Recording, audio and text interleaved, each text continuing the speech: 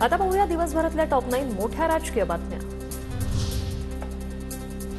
नामदेव शास्त्रींची स्वतःची भूमिका आहे, त्यांच्या भूमिकेवर प्रतिक्रिया देण्याची आवश्यकता वाटत नाही, पंकजा मुंडेंचं वक्तव्य।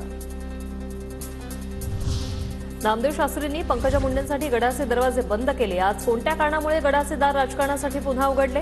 प्रकाश महाजन यांचा नामदेव शास्त्रींना सवाल।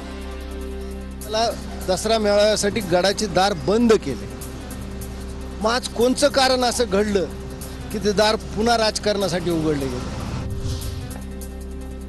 नामदेव शास्त्री म्हणाले, धनंजय मुंडे यांचे डोळे पाहिले, अंतःकरण पाहिलं आणि भगवान गडावरून पाठिंबा दिला।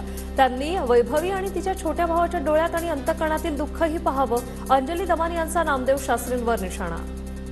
एक व्यक्ती हातामध्ये सलाईन घेऊन येतो, त्याला 53 दिवस झालं झोप नाही, त्याला आशीर्वाद देणं, त्याच्या मागे उभं राहणं हा महाराष्ट्रामध्ये अपराध आहे का? बीड एसपी, एडीजी, डीजी, मुख्यमंत्री, उपमुख्यमंत्री अजित पवार यांना भेटले। मुंबई उच्च न्यायालयाचे न्यायमूर्तींनीही पुरावे त्यांना दिले। आता धनंजय देशमुख नामदेव शास्त्रींच्या भेटीला जाणार आहेत, त्यांच्यासोबतही पुरावे पाठवणार, दमानिया यांची माहिती।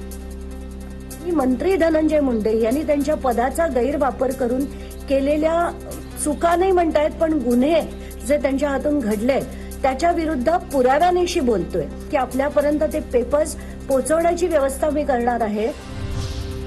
संतांनी कधी राजकीय सीमा ओलांडल्या नव्हत्या, कोण दोषी कोण निर्दोष हे देशातील न्यायालय ठरवेल। नामदेव शास्त्रींच्या वक्तव्यावर सदाभाऊ खोत यांची प्रतिक्रिया। मला वाटतं की कायद्यासमोर सगळे समान आहेत। कायद्यातून जे निष्पन्न होईल, कोण दोषी आहेत कोण दोषी नाही, हे शेवटी या देशातलं न्यायालय ठरवेल।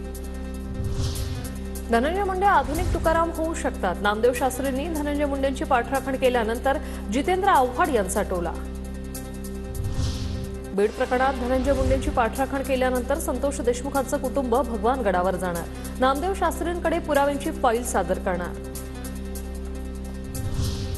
संजय राऊत महाबंडलेश्वर, खासदार नरेश म्हस्केंची टीका। संजय राऊतांकडून शिवसेना संपवण्याचा पाप, राऊतांनी प्रयागराजच्या संगमावर जाऊन डुबकी मारावी, म्हस्केंचा टोला।